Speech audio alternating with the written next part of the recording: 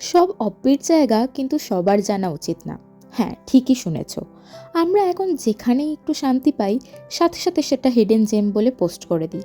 আর তারপর location, reel, blog, crowd, আর কয়েক মাসের মধ্যেই ওই শান্তিটুকু আর থাকে না। হয়তো যে জায়গাটার কথা এখন বলতে চলেছি বেশি দিন এটাও অফবিট থাকবে না। তাই যখনই যেও শুধু ভিউ নিয়ে ফিরে এসো না, শান্তিটুকুও অক্ষত রেখে এসো। এবার আসি এখনও নট সো পপুলার অফবিট সেই পাহাড়ি গ্রামটায়, সামসু। জায়গাটা এতটাই রিমোট এবং আনএক্সপ্লোরড যে গুগল ম্যাপে লোকেশন খুঁজে পাবেনই না। আমরা এখানে গিয়েছিলাম বাইকে, তবে শেয়ার গাড়িতেও এখানে যাওয়ার ব্যবস্থা আছে। এই ছোট্ট সুন্দর পাহাড়ি গ্রামে বাড়ি আছে মাত্র হাতে গোনা কয়েকটা, কিন্তু অতিথিদের জন্য থাকার জায়গা একটাই। এখানে থাকার জন্য রুম মাত্র 3টে, আর তাতে মোট মিলিয়ে 15 জনের অ্যাকোমোডেশন রয়েছে।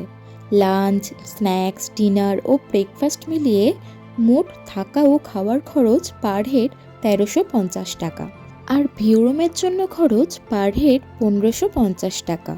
গ্রামটা যতটা ছোট, তার সৌন্দর্য তার চেয়ে কিন্তু অনেক বেশি। প্রায় 360 ডিগ্রি ভিউ, চারিদিকে শুধু পাহাড়, সামনে পাইনের বন, আর উল্টো দিকে দাঁড়িয়ে দ্য মাইটি কাঞ্চনজঙ্ঘা।